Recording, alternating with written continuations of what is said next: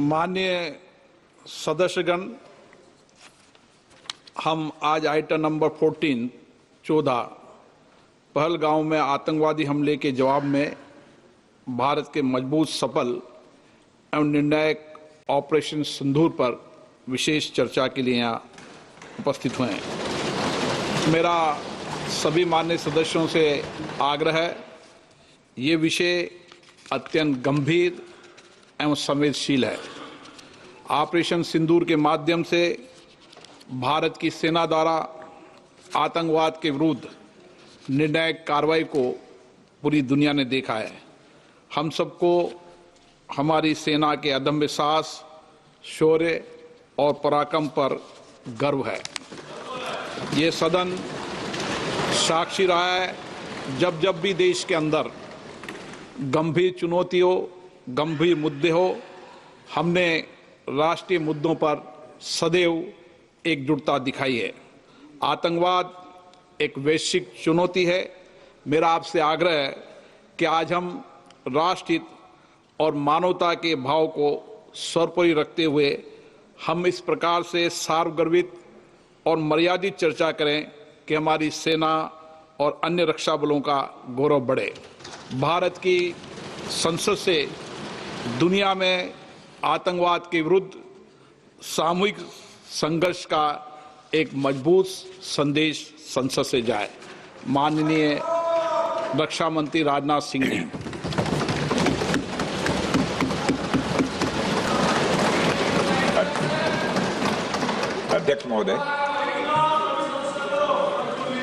अध्यक्ष महोदय, सबसे पहले तो मैं आपके माध्यम से सदन के सभी दलों के, मैंने जितने भी हमारे सम्मानित सदस्य हैं, उनके प्रति आभार व्यक्त करना चाहता हूं कि ऑपरेशन सिंदूर की जो शानदार कामयाबी हासिल हुई है, उस पर चर्चा करने के लिए आज सदन पूरी तरह से तैयार है।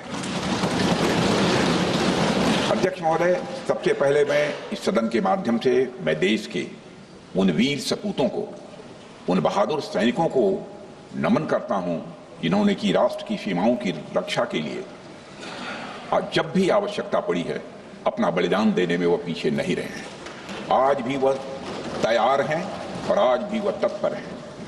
साथ ही मैं उन सैनिकों की स्मृति को भी अध्यक्ष महोदय नमन करता हूं जिन्होंने की भारत की एकता और अखंडता सुनिश्चित करने के लिए अपना सर्वस्व बलिदान कर दिया।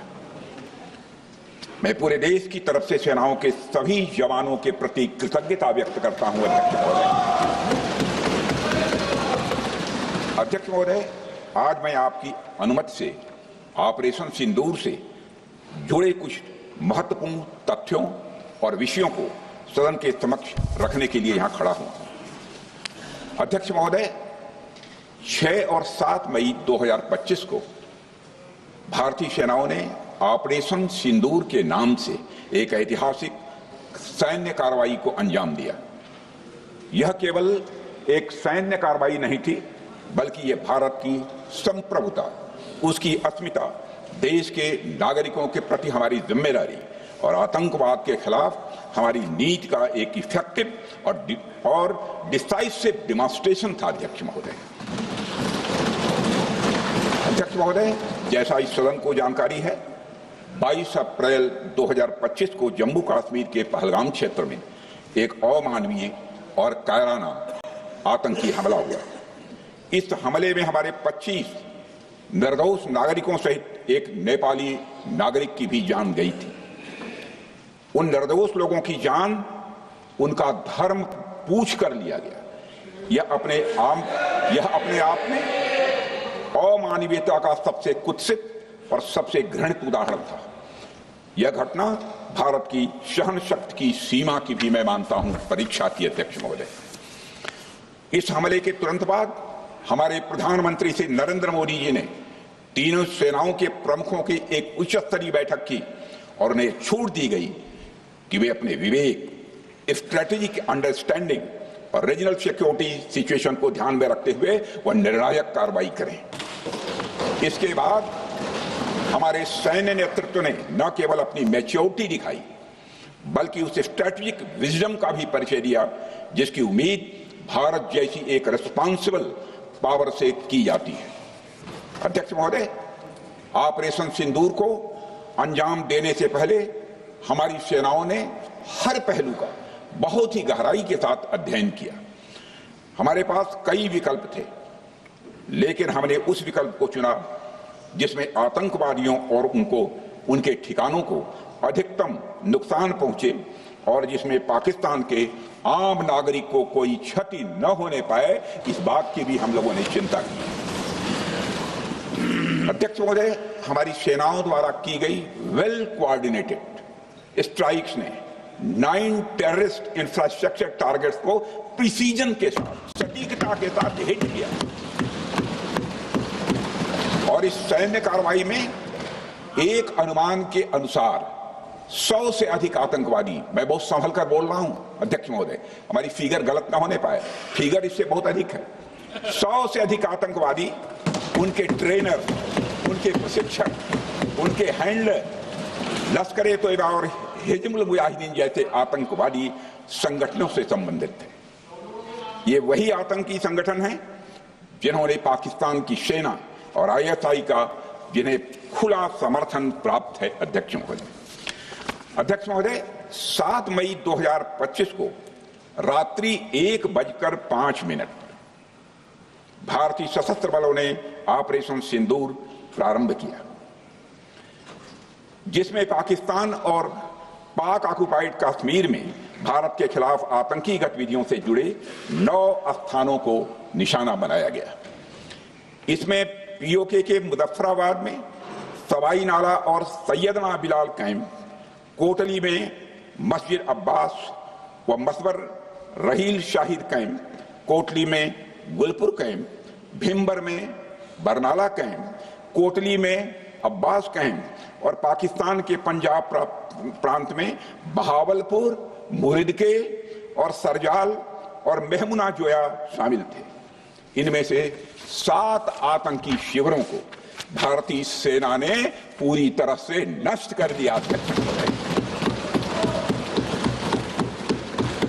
जबकि भारतीय वायुसेना ने मुरीदके और बहावलपुर को नेस्त नाबूद किया, जो लश्कर-ए-तोयबा और जैशे मोहम्मद के केंद्र हैं। पूरा ऑपरेशन मात्र, अध्यक्ष महोदय, जानकर पूरे सदन को प्रसन्नता होगी कि विदिन 22 मिनट्स पूरा ऑपरेशन समाप्त हो गया और हमने आतंकवादियों को उनके घर में घुसकर मारा। सशस्त्र बलों ने हमारी माताओं और बहनों के सिंदूर का बदला लिया और प्रत्येक भारतीय इस भावना से ओत-प्रोत हो गया। अध्यक्ष महोदय, मैं चाहूंगा कि पूरा सदन एक बार हमारे सेना के बहादुर जवानों के शौर्य और पराक्रम का। अध्यक्ष महोदय, यह सिंदूर की लाली शौर्य की कहानी है। यह सिंदूर की लाली शौर्य की कहानी है, भारत के मस्तक पर वीरता की निशानी है। अध्यक्ष महोदय, सेनाओं ने अंधेरी रात होने के बावजूद हमले की सफलता के स्पष्ट एविडेंस भी जुटाए हैं, साक्ष्य है हमारे पास। अध्यक्ष महोदय, हमले के कुछ ही घंटों के भीतर एक प्रेस रिलीज और मीडिया ब्रीफिंग के माध्यम से इन्हें जनता की जानकारी के लिए जारी कर दिया गया था। मुझे यह पुष्टि करते हुए गौरव की अनुभूति हो रही है कि सशस्त्र बल अपने सभी मिशन ऑब्जेक्टिव्स को पूरा करने में पूरी तरह से सक्षम रहे और साथ ही कामयाब रहे। अध्यक्ष महोदय, 7 मई 2025 को हमले माने 1:35 के तुरंत बाद भारतीय DGMO ने हॉटलाइन संदेश के माध्यम से पाकिस्तान के DGMO यानी डायरेक्टर जनरल मिलिट्री ऑपरेशन से संपर्क किया और टेरर इंफ्रास्ट्रक्चर के खिलाफ हमारे हमले के रेशनल और मेथोडोलॉजी के बारे में पूरी जानकारी दी और यह तथ्य भी बताया कि ये हमले एस्केलेटरी नेचर वाले नहीं थे, माने इसको हम आगे नहीं बढ़ाना चाहते। जिन मोहि मारा तीन मोहि मारे। अध्यक्ष, जिस प्रकार प्रभु हनुमान ने लंका में अपनी रणनीति बनाई थी, उसी प्रकार हमने भी उन्हीं को निशाना बनाया जिन्होंने हमें नुकसान पहुंचाया था। हालांकि पाकिस्तान ने इस रेशनल को समझने से इनकार कर दिया और अगले कुछ दिनों तक सिविलियन और सैन्य ठिकानों पर गोलीबारी करके बड़े पैमाने पर सीज फायर वायलेशन करके स्थिति को एस्केलेट करने की उसने कोशिश की। अध्यक्ष महोदय, 7-8 मई 2025 की रात को क्लियरली आइडेंटिफाइड आतंकवाद संबंधी ठिकानों पर हमारे सफल ऑपरेशन के बाद, सफल हमले के बाद पाकिस्तान ने स्थिति को एस्केलेट कर दिया और अनमैन्ड एरियल सिस्टम और अन्य साधनों का उपयोग करके भारतीय वायुसेना के बेसेस, भारतीय वायुसेना के सेंसर्स और सेना के फॉर्मेशन हेडक्वार्टर से लेकर ब्रिगेडों तक पर भी उसने हमला कर दिया। हालांकि हमारी इंटीग्रेटेड एयर डिफेंस ग्रिड और काउंटर यूएस ग्रिड ने इन हमलों को सफलतापूर्वक विफल कर दिया। अध्यक्ष महोदय, यस-400 यमारसैन आकाश मिसाइल सिस्टम और एयर डिफेंस गन्स बहुत प्रभावी साबित हुई हैं। अध्यक्ष महोदय, इस एस्केलेशन पर हमारा जवाबी हमला स्विफ्ट, प्रोपोर्शनेट और नबातुला था। अध्यक्ष महोदय, जिसमें 8 मई 2025 को केवल चुनिंदा पाकिस्तानी एयर डिफेंस सिस्टम और सेंसर नेटवर्क को प्रिसीजन गाइडेड मिशन द्वारा म्यूनिशंस द्वारा जो है टारगेट किया गया। अध्यक्ष महोदय, हमारी कार्रवाई पूरी तरह से सेल्फ डिफेंस में थी, न तो वह प्रोवोकेटिव थी और न तो एक्सपेंशनिस्ट थी। पाक द्वारा ये हमले 7 मई 25 से लगातार चले और 10 मई 2025 को रात लगभग 1:30 पर पाकिस्तान ने बड़े पैमाने पर भारत के ऊपर मिसाइल, ड्रोन, रॉकेट और अन्य लॉन्ग रेंज वेपन्स का इस्तेमाल किया। इसके साथ साथ उन्होंने इलेक्ट्रॉनिक वॉरफेयर से जुड़ी टेक्नोलॉजीज का भी सहारा लिया। अध्यक्ष महोदय, उनके निशाने पर हमारे भारतीय वायुसेना के अड्डे, थल सेना के एम्यूनिशन डिपोज, हवाई अड्डे और मिलिट्री कैंट थे। अध्यक्ष महोदय, यह कहते हुए मुझे गौरव की अनुभूति हो रही है कि हमारे air defence system, counter drone system और इलेक्ट्रॉनिक इक्विपमेंट्स ने पाकिस्तान के इस हमले को पूरी तरह से नाकाम कर दिया। पाकिस्तान हमारे किसी भी टारगेट को हिट नहीं कर पाया। अध्यक्ष महोदय, और हमारे किसी भी इंपॉर्टेंट एसेट को नुकसान नहीं हुआ है। हमारी सुरक्षा व्यवस्था, अध्यक्ष महोदय, चाक चौबंद थी और हर हमले को हम लोग रोका गया। मैं इसके लिए भारतीय सेना के बहादुर सैनिकों की जमकर सराहना करता हूं, जिन्होंने दुश्मन के हर मंसूबे पर पानी फेर दिया। और अपने प्रतिपक्ष के मित्रों से भी कहना चाहता हूं, एक बार फिर से भारत के सेना के जवानों का कम से कम मेज थपथपाकर उनका अभिनंदन करिए। बहुत बहुत धन्यवाद। बहुत बहुत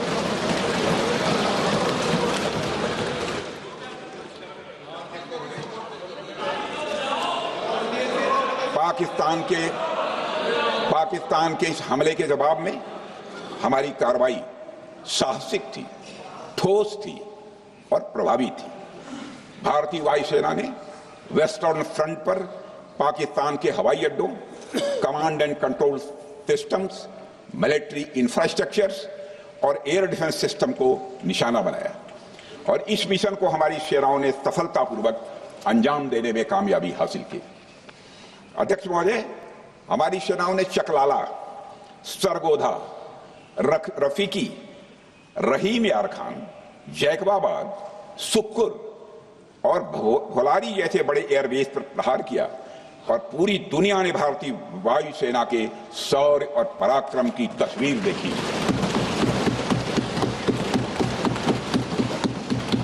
अध्यक्ष महोदय, ऑपरेशन सिंदूर ट्राई सर्विसेज कोऑर्डिनेशन का एक बेमिसाल उदाहरण था। जब भारतीय वायुसेना ने आसमान से हमले किए, हमारी थल सेना ने जमीन पर मोर्चा संभाल लिया। हमारे जवान नियंत्रण रेखा पर पूरी ताकत से डटे रहे और पाकिस्तान की हर हरकत का करारा जवाब दिया। अध्यक्ष महोदय, भारतीय नौसेना ने भी, लोग पूछते हैं भारतीय नौसेना का क्या रोल था, भारतीय नौसेना ने भी उत्तरी अरब सागर में अपनी तैनाती मजबूत कर दी। भारतीय नौसैनिकों ने पाकिस्तान को यह साफ संदेश दिया कि हम समुद्र से लेकर जमीन तक पाकिस्तान के हर महत्वपूर्ण ठिकानों पर प्रहार करने में न केवल सक्षम हैं बल्कि हम तैयार हैं। अध्यक्ष महोदय, इस ऑपरेशन का मकसद टेररिस्ट कैंप्स और उनके सपोर्टर्स को टारगेट करना, उन्हें नेस्त नाबूद करना था और ये साफ संदेश देना था कि भारत आतंकवाद के विरुद्ध जीरो टॉलरेंस रखता है। भारत ने कार्रवाई इसलिए रोकी क्योंकि कॉन्फ्लिक्ट के पहले और उसके दौरान जो भी पॉलिटिकल और मिलिट्री ऑब्जेक्टिव्स तय किए गए थे उसे हम पूरी तरह से हासिल कर चुके थे। इसलिए यह कहना, यह मानना कि यह ऑपरेशन किसी दबाव में रोका गया था, यह बेबुनियाद है और सरासर गलत है।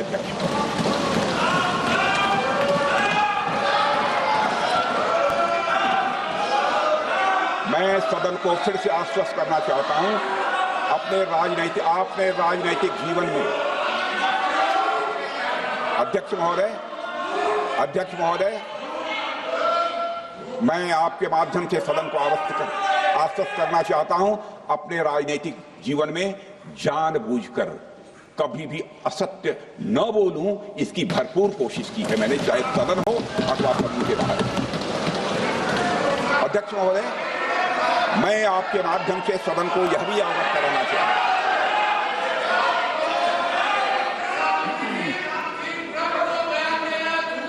प्लीज बैठिए।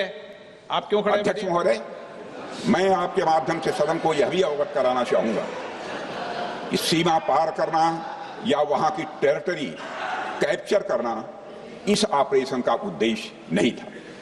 ऑपरेशन सिंदूर प्रारंभ करने का मकसद था अध्यक्ष महोदय, उन टेरर नर्सरीज को खत्म कर देना जिन्हें पाकिस्तान ने बरसों से पाला पोसा था।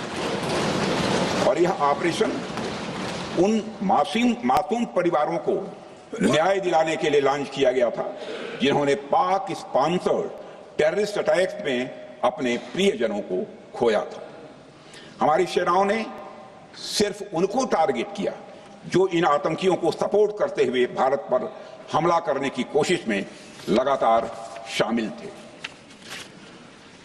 अध्यक्ष महोदय, ऑपरेशन सिंदूर का ओवरऑल पॉलिटिको मिलिट्री ऑब्जेक्टिव यह था कि आतंकवाद के रूप में प्रॉक्सी वार लड़ रहे पाकिस्तान को सजा दी जाए और इसी वजह से आर्म्ड फोर्सेस को पूरी आजादी दी गई थी कि वे अपने टारगेट खुद चुनें और करारा जवाब दें। और इस ऑपरेशन का उद्देश्य कोई भी युद्ध छेड़ना नहीं था।